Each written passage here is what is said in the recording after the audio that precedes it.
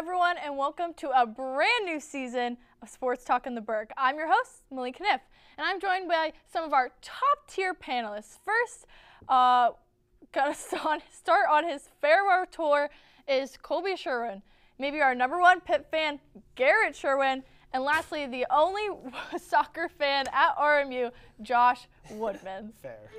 But enough about them, let's get into our topics. Last weekend, the Pittsburgh Steelers lost to their wild card matchup 31-17, making it 7 years since their last playoff win. With questions at quarterback and Coach Mike Tomlin's contract expiring soon, Colby, where do you think the Steelers are going in the near future? To the toilet bowl. They have absolutely no depth at corner. Linebackers got injured all year. And again, 7 years since they've won a playoff game. They went 10-7 this year, lost to Buffalo. 9-8 last year, missed the playoffs. 12-4, losing never heard of her season, lost to the Cleveland actual Browns. Ben Roethlisberger has a deed in Cleveland. He is their owner. They lost. They went 8-8 the year before, 9-6-1, no playoffs, and 11-5 lost to the Jacksonville Jaguars. At this point, what is the point of the team? What is the direction they're going? What are you going on about, all right? Whoa. The premise of your argument, sure, you're right. Okay, they're not going anywhere They're not fast, going to beat Buffalo. But the last 4 weeks, they showed they are a quarterback away. Literally, if you go to that, you watch that game against the Bills, they were competitive. They just had Mason freaking Rudolph at quarterback. Let's say they somehow beat the Bills. Go to Baltimore the next week. They're winning. And no, this isn't a homer take, but the Steelers are 7-1 against the Ravens. The last one was with Tyler Huntley. And What's your point? 7-1 in their last 8 against the Ravens. There's no way they don't win that game. Okay, Josh. No, I agree both ways. I do think competitive-wise they're always going to be in the mix. Do I see them winning a Super Bowl? No. I don't think they're going to regress. I just don't think they're going to go into that top tier as the Chiefs, what the Ravens are now, and the Niners, That's Lions, why I feel like if they move on from Mike Tomlin like the Eagles did, they will win a Super Bowl. Tomlin will always have you competitive, and they will be in the It Super doesn't Bowl. mature if you're competitive if you're getting crushed every wild card Because weekend. they don't have a good quarterback. And whose fault is that? They got rid of the GM. Con. Oh my! The con artist? The con artist! Give me Kirk Cousins, and this team next year is going to the Super Bowl. So then we will regress. So we're regressing. I don't. You're just wrong. The NFL is down to the final 4 matchups to see who will go to the Super Bowl and fight for a ring. Garrett, what do you think the Super Bowl matchup will end up being? I got the 49ers against the Chiefs. My biggest thing is the Chiefs. Chiefs defense.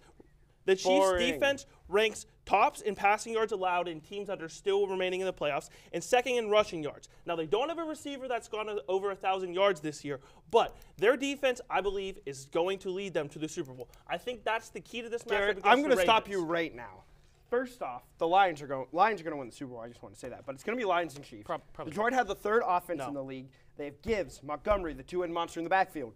St. Brown, Laporta, Williams, Dan Campbell, nerves of steel. Jared Goff is playing the best football of his career, and the Chiefs are just a cockroach. You can't kill him. Mahomes, Taylor Swift's boyfriend is going off.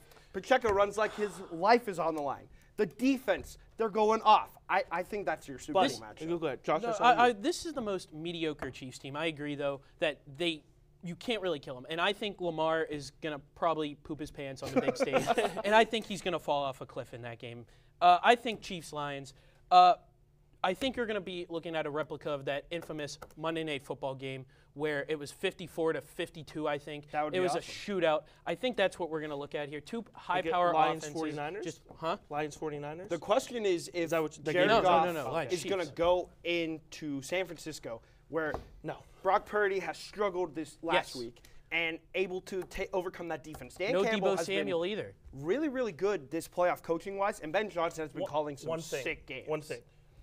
You said that Jared Goff has been playing his best football of his life. He has, but he was this close, a Baker Mayfield interception away from losing that game for his team.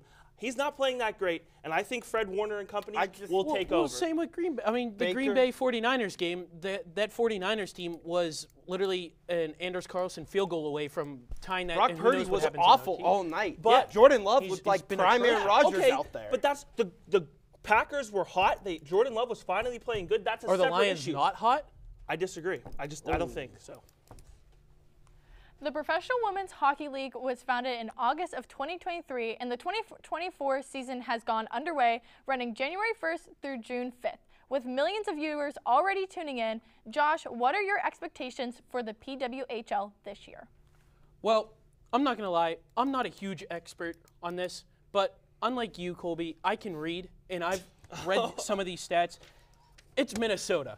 Minnesota. No, yes. No. They're a game ahead of Montreal and New York. They're 1 point ahead of Montreal and New York. Grace Zumwinkle is leading the league No. in points right now. There is no way no. that they're not going to finish this out. Yeah. They already have the lead. The consistency's there. I don't see any reason why it's not going to be. Josh is onto something here too. We got to remember Taylor Heiss was the first overall pick last year. She won the Player of the Year award in women's hockey in 2022.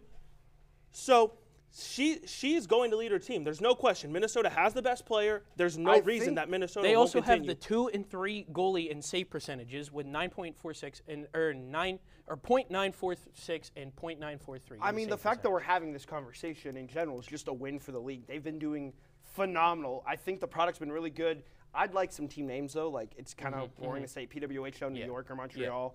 The TV deal is pretty nice, but I'd like to see them on a real network. I feel like ESPN kind of has been dropping the ball a lot with hockey in general. And then in Canada on opening weekend, 2.9 million viewers. It's insane. The RMU men's basketball team has won 3 straight matchups, but is only 4-5 in their conference play. On Wednesday, the 0-18 Detroit Mercy Titans took RMU all the way to double overtime. Colby, what do you think is missing for the RMU men's basketball team? I mean, they cannot rebound right now. They're 7th in the conference rebounds, 6th in turnover margins. They really feel like they have a lot of motion just without purpose. It's a lot of just cardio for no reason. I feel like they rely too much on one player getting hot. That Detroit Mercy game, if TJ Wright doesn't turn into prime Jordan with LeBron combined, they don't win that game. They were awful in that game. I think these 3 wins right now are a little concerning just because it doesn't feel like there's a true leader on the team almost. Khalil Spear and Michael Green III were that last year. We saw them go away this year, and there's just missing that consistency and that rebounding presence that could take them to the next level. Yeah, I agree. I'm sorry. I just also think they need to play simple, safe basketball. They're sitting 9th in the Horizon League with turnovers. That's pretty bad. They're just bottom. The only people below them is the 0-18 Detroit Mercy. And they actually had more turnovers than Detroit Mercy in that game. I know. And so in general, though, I just think that they just need to play safe. The points are coming. The rebounds are slowly rising. I think they just need to play safe, and hopefully we'll be looking at a tournament. Just to Colby's point, just wanted to expand on that. They're 7th in opponent's points per game and 8th in opponent's field goal percentage. They're giving up just too many easy shots. There's no way around it. LeBron James' son, Bronny James, is a consensus 4-star recruit. It was named a McDonald's All-American as a senior in high school. Now continuing his career at USC, Garrett, do you think Bronny James will make it to the league? No way. Oh, no wow. freaking way. Wow. Hold on. Since December 30th, Bronny is shooting 4 for 20 from 3. 3-point shooting was his best skill. Time out. He No. died on the court. No. He's Hold on. shooting 25% from 3 on the year. The problem is he's not adjusting to the college game at all. What's his full name? Second, What's his full name? He's not. He hasn't adjusted at all. He came in as an all-around point guard, a top 100 recruit. Do you know what the kind of only thing effect- that he's able to do right now is Garrett. to stand in the corner and shoot. What is his name? What's his full name? What's his shooting percentage from 3? What's his full name? Doesn't matter. He's going to make it, as long as he's Look, LeBron James' son, he's going to make it I in mean, the that's league. the correct opinion, but I think, honestly, we haven't seen enough to form any opinion on Yes, this we kid. have. What has he done? He's barely He's shooting played. 4 for 20 from 3 in his last His heart since December 30th. stopped. He collapsed on the floor. We don't know if this kid can do anything. I think Colby, Keontae Johnson, from Florida collapsed on the He floor. had a year Hold to on. You can't even recover. think about stats in Keontae this, Johnson though. collapsed on the floor, was part of the Final Four team from Kansas State. 2 years and later. He's not in the NBA. 2 years it later. does not matter that he collapsed on the floor. I don't think you guys realize, though, that LeBron James, I think it was a year or 2 ago, said that he wants to play with Bronny. So if you are an NBA GM and you sit there and you have the prospect of getting LeBron James on your team, are you not going to draft his kid? LeBron James, you are a New Orleans Pelican. Well, stay tuned for our panelists' final takes. If they're as exciting as they are on the panel, you'll want to stay here on Sports Talk in the Burgh.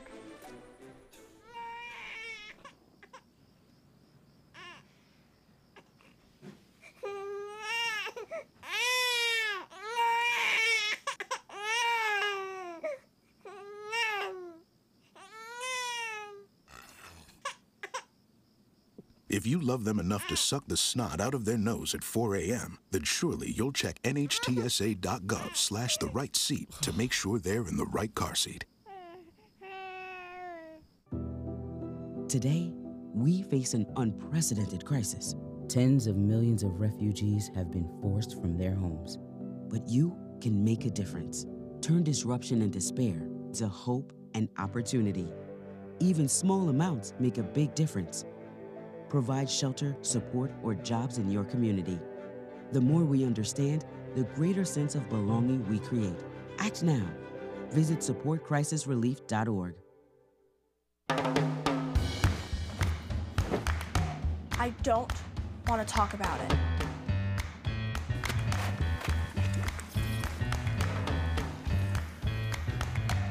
I don't want to talk about it.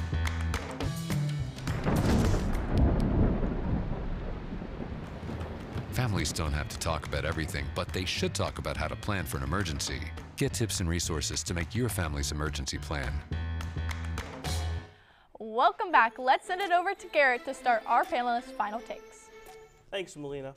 It's time we admit the transfer portal is broken. The portal is not being used as it was intended for. See, the NCAA put the portal in place for guys like Joe Burrow or Jamison Williams, guys who were buried on the depth chart at Ohio State but were quite talented and needed just a shot. Instead, today the portal is being used as a type of free agency. Just look at what happened to Jordan Addison. Addison was the best returning wide receiver in 2022 and likely a first-round pick in the upcoming NFL draft. Instead of returning to Pitt, Addison was offered $2 million, a Lambo, and a LA mansion to transfer to USC. Of course, any 20-year-old would accept that, and he was on his way to Westwood.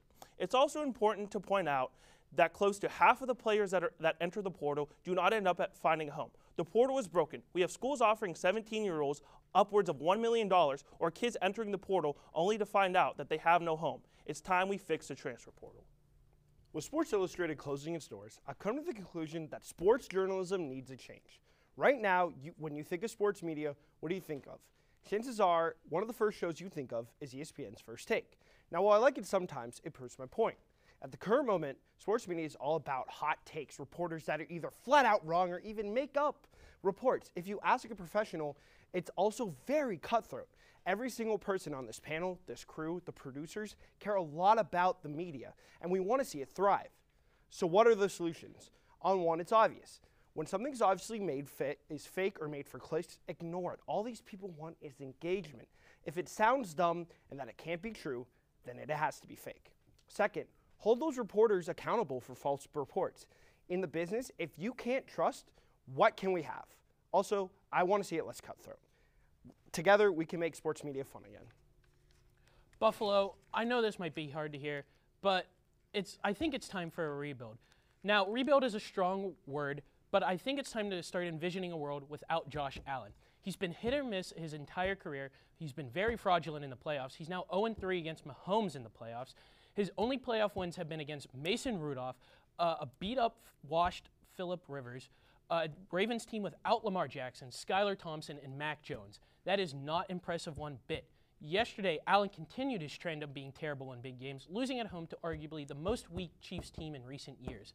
Out of his 26 completions yesterday, 16 went behind the line of scrimmage. 16 passes behind the line and still posting less than 200 yards and 1 touchdown at home is putrid, to say the least. If you want to win these games, you need a consistent base and a reliable guy at QB. Stephon Diggs, he's not being up to par. He needs to work on a lot more in every sort of his game aspect, Josh Allen does, and I think the NFL needs to rebuild this team. Thanks for tuning in to Sports Talk in the Burgh. From upstairs and downstairs, I'm your host, Blaine Kniff. Tune in on Mondays at 2 p.m. See you next week.